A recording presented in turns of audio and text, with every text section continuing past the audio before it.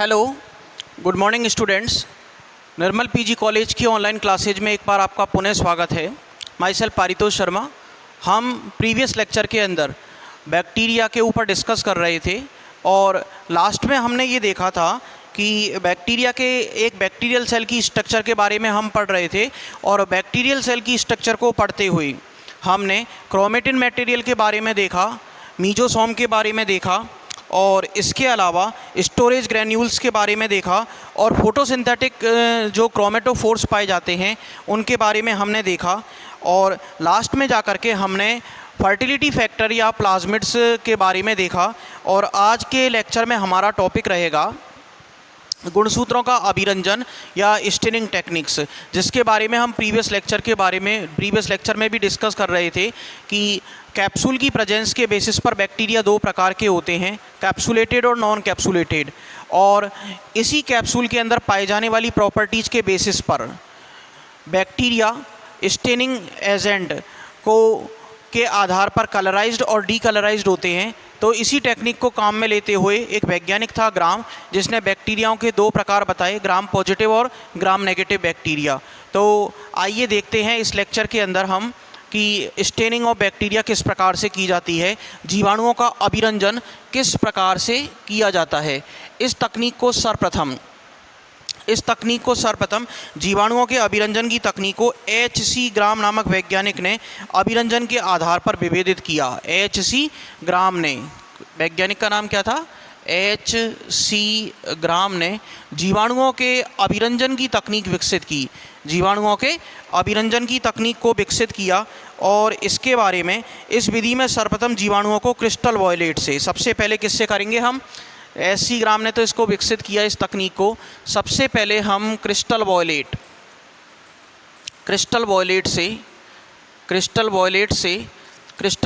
से तथा उसके बाद KI विलयन से अभिरंजित किया जाता है। तथा उसके बाद हम नेक्स्ट प्रोसीजर में क्या करेंगे?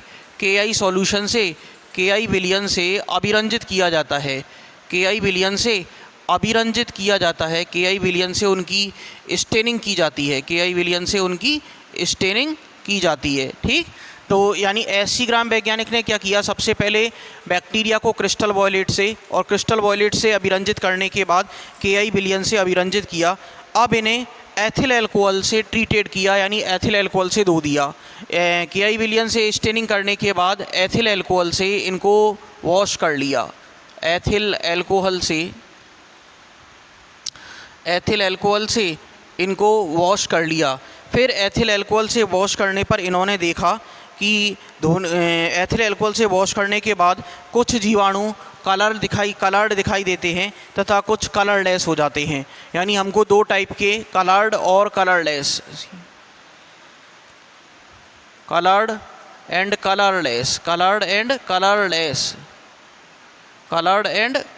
कलरलेस, ये दो टाइप के हमको बैक्टीरिया मिलते हैं। तो जो कलर्ड बैक्टीरिया थे उनका कलर कैसा था? बैंगनी कलर, पर्पल कलर के जीवाणुओं को ग्राम पॉजिटिव, कलर्ड या जो कलर कैसा था हमारा? पर्पल कलर्ड बैक्टीरियाओं को ग्राम पॉजिटिव, और जो कलर लेस हो गए उनको क्या कहा गया? ग्राम नेगेटिव बैक्टीरिया कहा गया। ठीक, तो इस आधार पर हमने ग्राम नेगेटिव बैक्टीरिया नाम दिया गया। ग्राम नेगेटिव बैक्टीरियाओं को पुनः सैफ्रेनिन से अभिरंजित भी किया जाता है। ग्राम नेगेटिव बैक्टीरियाओं को फिर क्या करते हैं हम? सैफ्रेनिन से अभिरंजित करते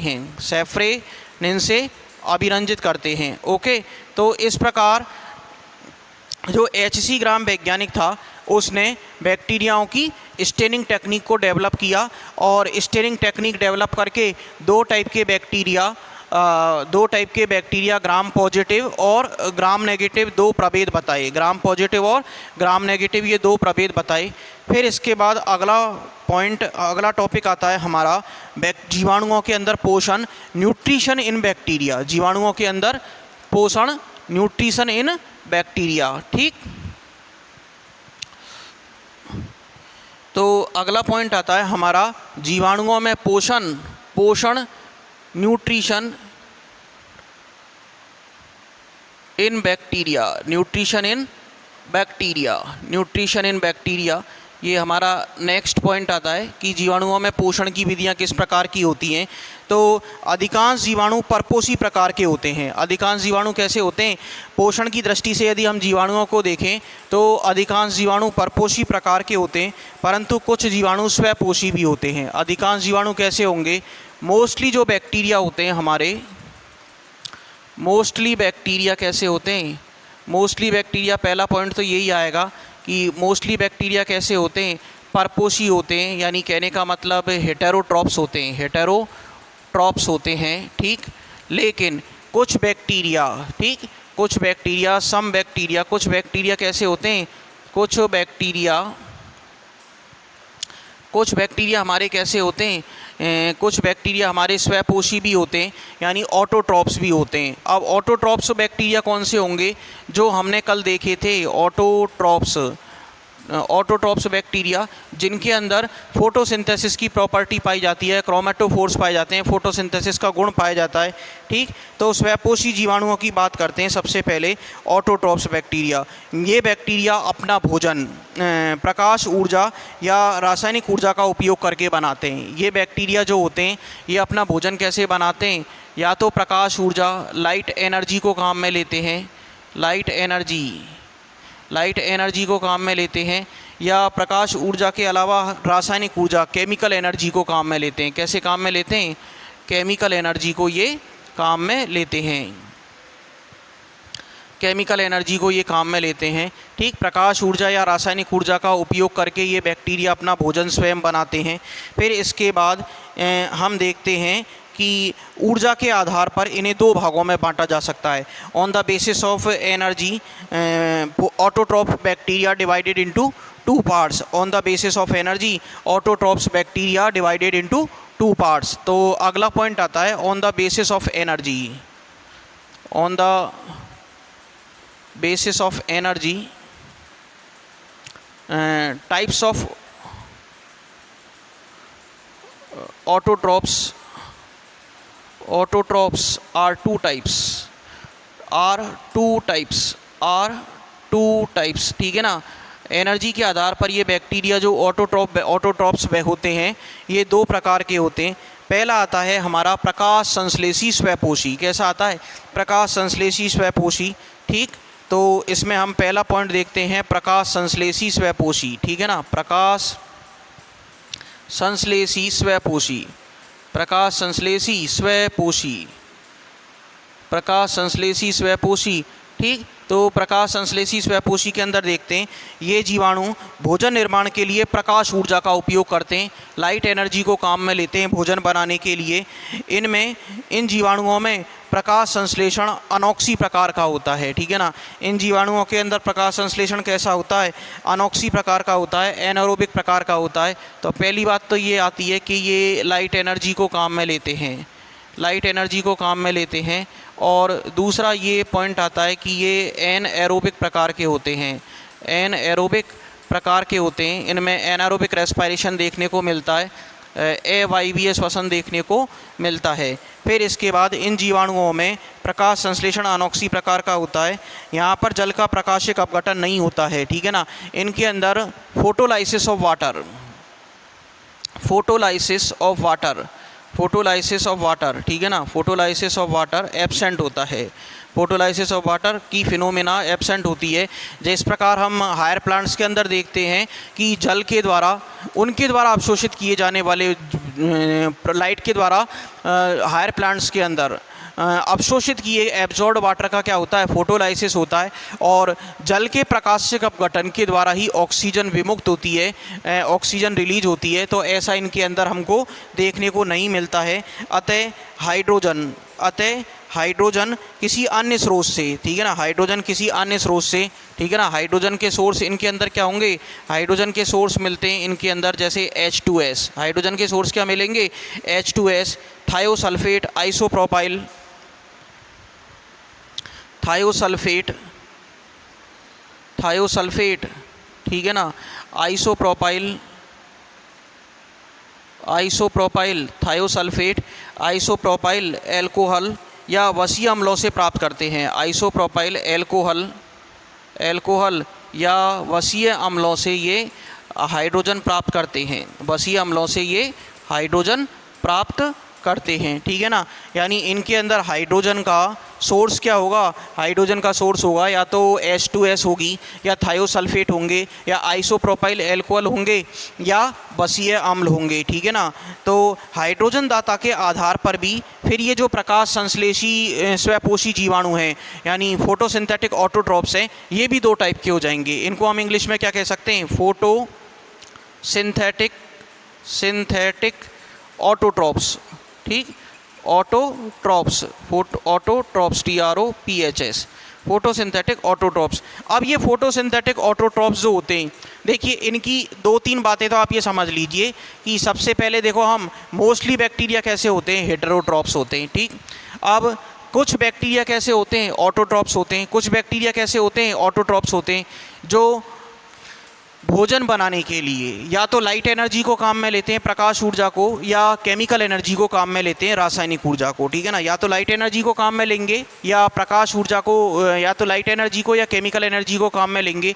लेकिन अब हम बात करते हैं कि एनर्जी जो ली जाती है, एनर्जी जो बनाते हैं ये ऑटोट्रॉप्स, एनर्जी लेने के बेसिस पर दो टाइप के होते हैं, ठीक है ना। एनर्जी लेने के बेसिस पर ऑटोट्रॉप्स दो टाइप के होंगे, एक लाइट एनर्जी वाले और एक केमिकल एनर्जी वाले। तो यहाँ से ही हमको क्लियर हो गया, ठीक। अब पहले पॉइंट की बात करते हैं हम फोटोसिंथेटिक ऑटोट्रॉप्स की, ठीक है ना। यानी कि जो लाइट एनर्जी को काम में लेते हुए अपना भोजन का फॉर्मेशन करते हैं। तो फोटो का मतलब होता है लाइट, फोटो का मतलब क्या होता है, लाइट, ठीक। तो प्रकाश संश्लेषी फोटोसिंथेटिक ऑटोट्रॉप्स जो होंगे, ये इनके अंदर क्या फिनोमेना देखने को मिलेगी कि इनके अंदर कुछ पॉइंट्स हमको ध्यान रखने, लाइट एनर्जी को काम में लेंगे, जैसा कि नाम से ही क्लियर है, भोजन बनाने के लिए। एनारोबिक रेस्पायरेशन इनके अंदर देखने को मिलता है, एनारोबिक रेस्पायरेशन इनके अंदर देखने को मिलेगा, हमको एनारोबिक रेस्पायरेशन देखने को मिलेगा। AYB श्वसन इनके अंदर देखने को मिलता है। फिर अगला पॉइंट आता है कि इनके अंदर फोटोलाइसिस ऑफ वाटर नहीं होगा, ठीक है ना। हायर प्लांट्स के अंदर तो ये होता है कि जैसे ज़मीन से उन्होंने जो जल एब्जॉर्ब किया, जल और खनिज लवण, जल और मिनरल्स जो एब्जॉर्ब किए जाते हैं, उसी जल का प्रकाश संश्लेषण की क्रिया के दौरान, फोटोसिंथेसिस की प्रोसेस के दौरान फोटोलाइसिस ऑफ वाटर होता है और उसी जल के टूटने से हमारी ऑक्सीजन बनती है, जिसको कि हम प्राणवायु कहते हैं, पादप छोड़ते हैं। ऐसा इनके अंदर देखने को नहीं मिलता है। बैक्टीरिया, किसी भी बैक्टीरिया के अंदर फोटोलाइसिस ऑफ वाटर नहीं होगा। अब हाइड्रोजन सोर्स के तौर पर इनके अंदर क्या देखने को मिलते हैं, इनके अंदर जो हाइड्रोजन का जो सोर्स होगा, हाइड्रोजन का जो सोर्स होगा, हाइड्रोजन सोर्स के बेसिस पर यदि हम बात करें, SOURCE, हाइड्रोजन सोर्स की यदि हम बात करें तो हाइड्रोजन सोर्स इनके अंदर क्या देखने को मिलेंगे, H2S, थायोसल्फेट, आइसोप्रोपाइल एल्कोहल, या फैटी एसिड्स, वसीय अम्ल, या फैटी एसिड्स, वसीय अम्ल हमको देखने को मिलेंगे। अब हम बात करते हैं कि वसीय अम्ल हमको देखने को मिलते हैं। हाइड्रोजन दाता के आधार पर ये बैक्टीरिया दो भागों में हम डिवाइड कर सकते हैं, ठीक है ना, on the basis of hydrogen source, ठीक है ना। Photosynthetic autotrophs divided into two parts, photosynthetic autotrophs divided into two parts, ठीक है ना। तो हाइड्रोजन दाता के आधार पर, ठीक है ना, सोर्स ऑफ हाइड्रोजन के आधार पर ये टू टाइप्स के होंगे। कैसे होंगे, दो प्रकार के होंगे। हाइड्रोजन सोर्स के बेसिस पर ये दो प्रकार के होते हैं।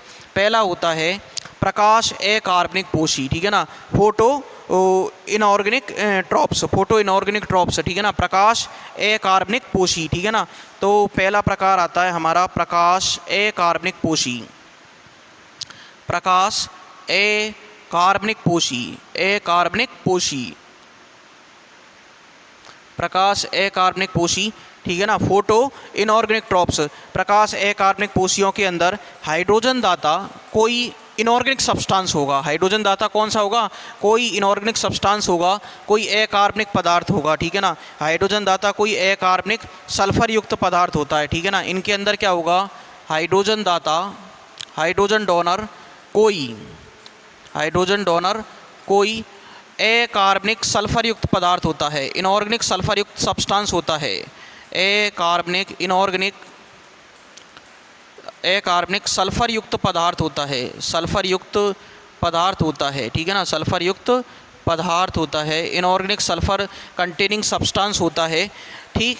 तो इसकी हम बात करते हैं, ये कौन से होंगे, जैसे H2S और थायोसल्फेट। एग्जाम्पल क्या होगा इसका, एग्जाम्पल भी यहीं पर लिख देते हैं हम इधर की तरफ, H2S और थायोसल्फेट, H2S और थायोसल्फेट, ये दो हमको देखने को मिलेंगे, H2S और थायोसल्फेट। ये इनऑर्गेनिक सल्फर कंटेनिंग सब्सटेंस हैं, ठीक है ना। देख लो आपको इनके अंदर कार्बन नहीं मिल रहा है, H2S में कोई कार्बन नहीं है, थायोसल्फेट का फॉर्मूला होगा उसमें कोई कार्बन नहीं होगा, तो ये इनऑर्गेनिक सल्फर कंटेनिंग सब्सटेंस है। और इनको जो काम में लेगा, इस टाइप का जो फोटोसिंथेटिक ऑटोट्रॉप्स होगा वो हाइड्रोजन डोनर के बेसिस पर किस प्रकार का होगा, प्रकाश अकार्बनिक पोषी, प्रकाश अकार्बनिक पोषी, यानी अकार्बनिक पदार्थों से ये हाइड्रोजन दाता इनके अंदर होगा, ठीक। अब इस वर्ग में दो प्रकार के जीवाणु सम्मिलित किए जाते हैं, ठीक है ना। प्रकाश अकार्बनिक पोषी भी दो प्रकार के, इस वर्ग में दो प्रकार के जीवाणु होते हैं, और ये दो प्रकार के जीवाणु कौन कौन से होंगे, पर्पल सल्फर बैक्टीरिया और ग्रीन सल्फर बैक्टीरिया, ठीक है ना। तो इसके अंदर हम बैक्टीरियाओं के प्रकार लिख लेते हैं, PURPLE, purple sulphur bacteria, purple sulphur bacteria, purple sulphur bacteria, और एक आता है हमारा इसके अंदर green sulphur bacteria, purple sulphur bacteria और ग्रीन सल्फर बैक्टीरिया, ठीक। अब हम बात करते हैं कि पर्पल सल्फर बैक्टीरियाओं के एग्जाम्पल क्या होंगे और ग्रीन सल्फर बैक्टीरियाओं के एग्जाम्पल क्या होंगे। तो पर्पल सल्फर बैक्टीरिया का एग्जाम्पल कौन सा होता है, पर्पल सल्फर बैक्टीरिया का एग्जाम्पल होगा हमारा क्रोमेटियम, ठीक है ना, क्रोमेटियम, क्रोमेटियम, ठीक। पर्पल सल्फर बैक्टीरिया का एग्जाम्पल क्या होगा, क्रोमेटियम, और ग्रीन सल्फर बैक्टीरिया का एग्जाम्पल होगा क्लोरोबियम और थायोट्रिक्स, क्लोरोबियम और थायोट्रिक्स, क्लोरोबियम और थायोट्रिक्स,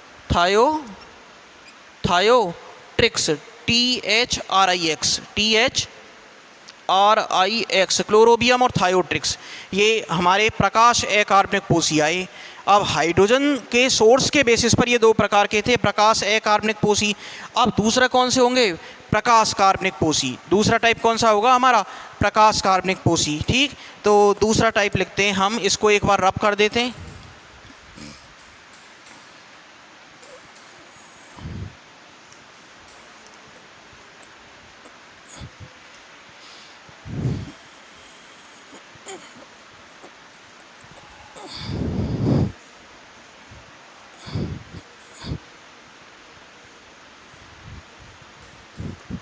ये हमने देखे हाइड्रोजन डोनर के बेसिस पर पहला प्रकार देखा, प्रकाश अकार्बनिक पोषी। अब हाइड्रोजन डोनर के बेसिस पर ही, हाइड्रोजन दाता के आधार पर ही हम दूसरा प्रकार देखते हैं, प्रकाश कार्बनिक पोषी, यानी कि जो कार्बनिक पदार्थों से अपने हाइड्रोजन को ग्रहण करते हैं, ठीक है ना। प्रकाश अकार्बनिक पोषी, फोटो ऑर्गेनोट्रॉप्स, प्रकाश कार्बनिक पोषी, प्रकाश कार्बनिक पोषी, प्रकाश कार्बनिक पोषी, ठीक है ना। फोटो ऑर्गेनोट्रॉप्स, फोटो ऑर्गेनोट्रॉप्स, ठीक है ना। अब फोटो ऑर्गेनोट्रॉप्स की हम बात करते हैं कि इनमें हाइड्रोजन दाता कोई ऑर्गेनिक सब्सटेंस होता है, ठीक है ना। Hydrogen donor, hydrogen donor, hydrogen donor कोई ऑर्गेनिक सब्सटेंस होता है, हाइड्रोजन डोनर कोई ऑर्गेनिक सब्सटेंस होता है, हाइड्रोजन डोनर कोई ऑर्गेनिक सब्सटेंस होता है इनके अंदर। अब हम देखते हैं कि हाइड्रोजन डोनर जब कोई ऑर्गेनिक सब्सटेंस होगा तो एग्जाम्पल क्या होंगे उन सब्सटेंस के जो ऑर्गेनिक हों और हाइड्रोजन डोनर की तरह इन बैक्टीरियाओं के द्वारा काम में लिए जाएं, हाइड्रोजन डोनर की तरह इन बैक्टीरियाओं के द्वारा काम में लिए जाएं। तो इसमें एग्जाम्पल आता है आइसोप्रोपाइल एल्कोहल, अमीनो एसिड्स और वसीय अम्ल, ठीक है ना। आइसोप्रोपाइल एल्कोहल एग्जाम्पल देखते हैं ऑर्गेनिक सब्सटेंस के, isopropyl alcohol, isopropyl alcohol, alcohol, ठीक है ना। इसके अलावा अमीनो एसिड्स और फैटी एसिड्स, अमीनो एसिड्स और अमीनो एसिड्स और फैटी एसिड्स, अमीनो एसिड्स और फैटी एसिड्स, अमीनो एसिड्स और फैटी एसिड्स, ये हमको इनके अंदर देखने को मिलेंगे, अमीनो एसिड्स और फैटी एसिड्स। अब हम बात करते हैं कि इस वर्ग में केवल एक ही टाइप के बैक्टीरिया आते हैं। इस क्लास के अंदर केवल एक ही टाइप के बैक्टीरिया आएंगे। जैसे हमने प्रकाश जो अकार्बनिक पोषी देखे थे, फोटो इनऑर्गेनोट्रॉप्स देखे थे, उसमें हमारे दो टाइप के बैक्टीरिया आए, पर्पल सल्फर बैक्टीरिया और ग्रीन सल्फर बैक्टीरिया। उनके अंदर हाइड्रोजन डोनर था, वो कोई इनऑर्गेनिक सब्सटेंस था। और इनऑर्गेनिक सब्सटेंस उनके अंदर कौन से थे, जैसे H2S और थायोसल्फेट, H2S और थायोसल्फेट। अब फोटो ऑर्गेनोट्रॉप्स के अंदर हाइड्रोजन डोनर कौन होगा, कोई ऑर्गेनो सब्सटेंस होगा, कोई ऑर्गेनो सब्सटेंस होगा। अब ये जो ऑर्गेनो सब्सटेंस होगा, इसकी यदि हम बात करें तो ये जो ऑर्गेनो सब्सटेंस होगा ये कैसा होगा, ये ऑर्गेनो सब्सटेंस कौन कौन से हो सकते हैं, आइसोप्रोपाइल अल्कोहल है, अमीनो एसिड्स हैं, फैटी एसिड्स हैं। और उनके अंदर हमने दो कैटेगरी बना दी थी, पर्पल सल्फर बैक्टीरिया और ग्रीन सल्फर बैक्टीरिया। अब इसमें एक ही कैटेगरी देखने को मिलेगी हमको, पर्पल नॉन सल्फर बैक्टीरिया। इसके अंदर एक ही कैटेगरी देखने को मिलेगी हमको, purple non sulphur bacteria, purple non sulphur bacteria, non sulphur bacteria, purple non sulphur bacteria. अब पर्पल नॉन सल्फर बैक्टीरिया की यदि हम बात करें तो इसके एग्जाम्पल होते हैं रोडोमाइक्रोबियम और रोडोस्पाइरिलम। रोडोमाइक्रोबियम एग्जाम्पल कौन कौन से होंगे इसके, पर्पल नॉन सल्फर बैक्टीरिया के एग्जाम्पल होंगे रोडोमाइक्रोबियम और रोडोस्पाइरिलम,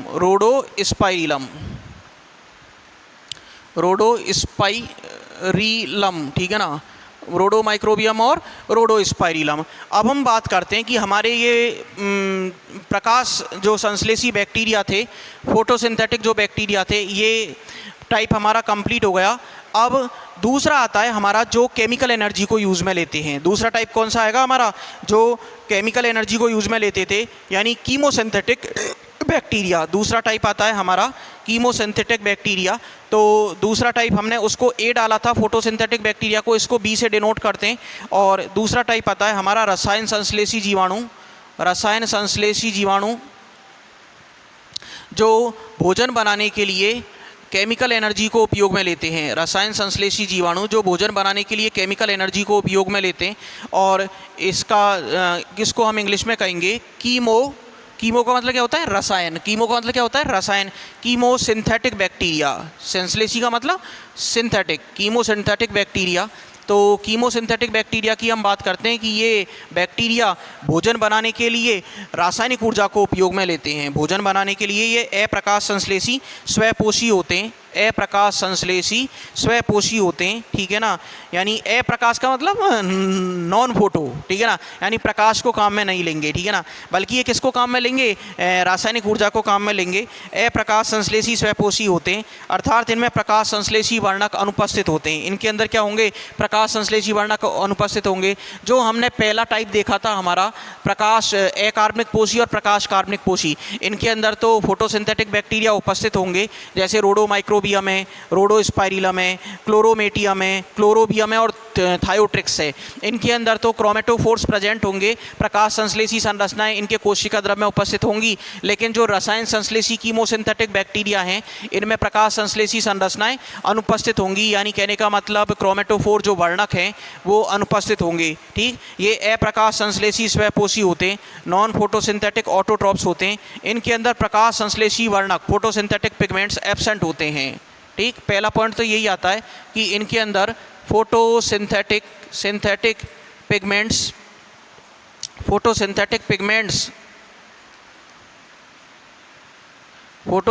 पिगमेंट्स एब्सेंट होते हैं। इनके अंदर फोटोसिंथेटिक पिगमेंट्स हमको एब्सेंट देखने को मिलेंगे, ठीक है ना। फोटोसिंथेटिक पिगमेंट्स अनुपस्थित होते हैं। ये भोजन बनाने के लिए, ठीक है ना, फूड सिंथेसिस के लिए प्रकाश ऊर्जा के स्थान पर, इन द लाइट एनर्जी को काम में नहीं लेंगे, प्रकाश ऊर्जा के स्थान पर रासायनिक ऊर्जा का उपयोग करते हैं। और रासायनिक ऊर्जा अकार्बनिक या कार्बनिक पदार्थों के ऑक्सीकरण से प्राप्त होती है, ठीक है ना। यानी हम इनको जो एनर्जी प्राप्त होगी वो किससे प्राप्त होगी, इनऑर्गेनिक या ऑर्गेनिक सब्सटेंस के, इनऑर्गेनिक ऑब्लिक ऑर्गेनिक, ठीक है ना, इनऑर्गेनिक या ऑर्गेनिक सब्सटेंस के अकार्बनिक या कार्बनिक पदार्थों के ऑक्सीडेशन से इनको एनर्जी मिलेगी, ऑक्सीडेशन से इनको एनर्जी मिलेगी।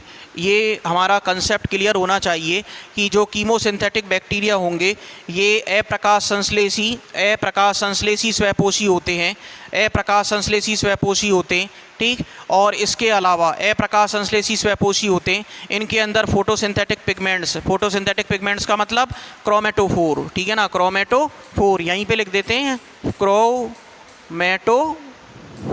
क्रोमेटोफोर ये इनके अंदर कोशिका द्रव्य में क्या होते हैं, अनुपस्थित होते हैं। और ये भोजन बनाने के लिए प्रकाश ऊर्जा के स्थान पर रासायनिक ऊर्जा को उपयोग में लेते हैं, जो अकार्बनिक पदार्थों या कार्बनिक पदार्थों, इनऑर्गेनिक या ऑर्गेनिक सब्सटेंस के ऑक्सीडेशन से इनको मिलती है।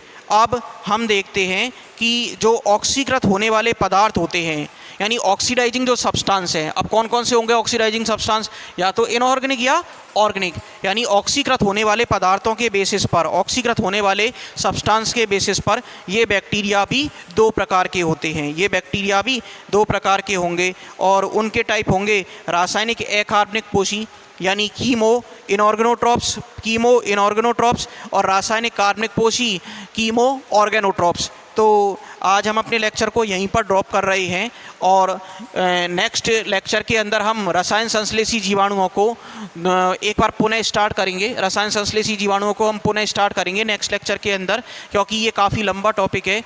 तो हम अपने लेक्चर को यहीं पर ड्रॉप कर रहे हैं। नेक्स्ट लेक्चर के अंदर हम कीमोसिंथेटिक बैक्टीरिया को डिटेल में पढ़ेंगे। धन्यवाद।